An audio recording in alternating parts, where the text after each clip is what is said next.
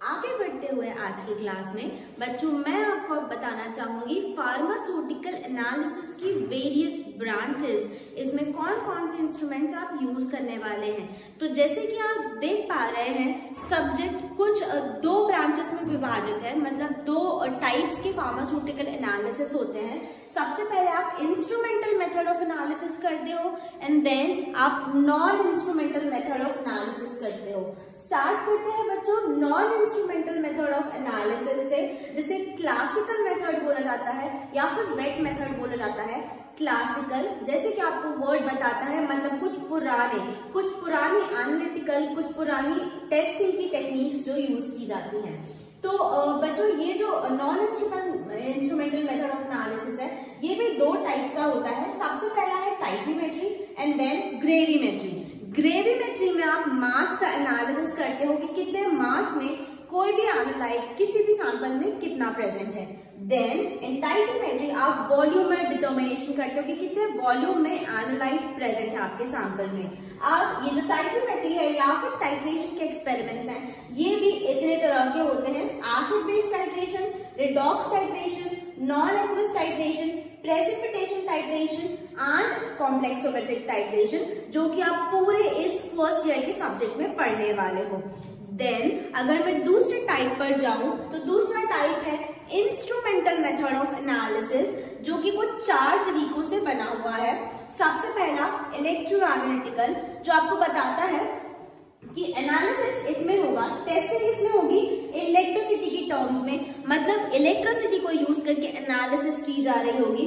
ये भी कुछ 3 तरह के होते हैं, या तो आप इलेक्ट्रोग्रेविमेट्री से कर सकते हो, इलेक्ट्रिसिटी और मास का यूज करके आप एनालिसिस कर सकते हो, कंडक्टोमेट्री से कर सकते हो एंड पोटेंशियोमेट्री। ये कुछ 3 तरह के इलेक्ट्रोएनालिटिकल टेक्निक्स। देन अगर मैं दूसरी टेक्निक पे जाऊंगी तो ये कुछ एडवांस टेक्निक्स आ गई हैं अब इंस्ट्रूमेंटल मेथड ऑफ एनालिसिस में। अदर टेक्निक्स है रिया एंड एलाइजा।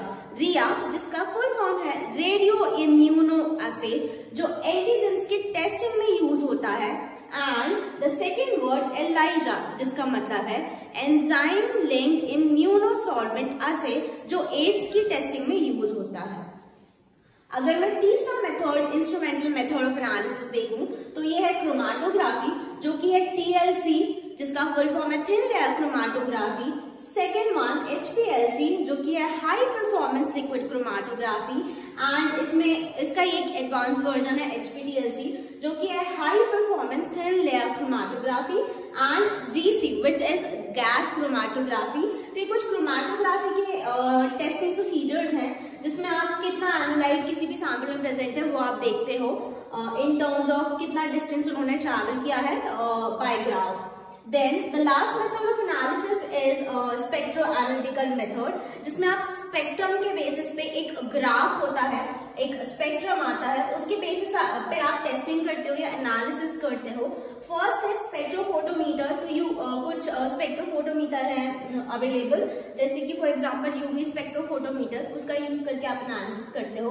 देन ये कुछ शॉर्ट फॉर्म्स लिखे गए हैं, atomic absorption spectroscopy AAS, then atomic emission spectroscopy AES, then IR जो कि है infrared spectroscopy, and then the last one flame emission spectroscopy।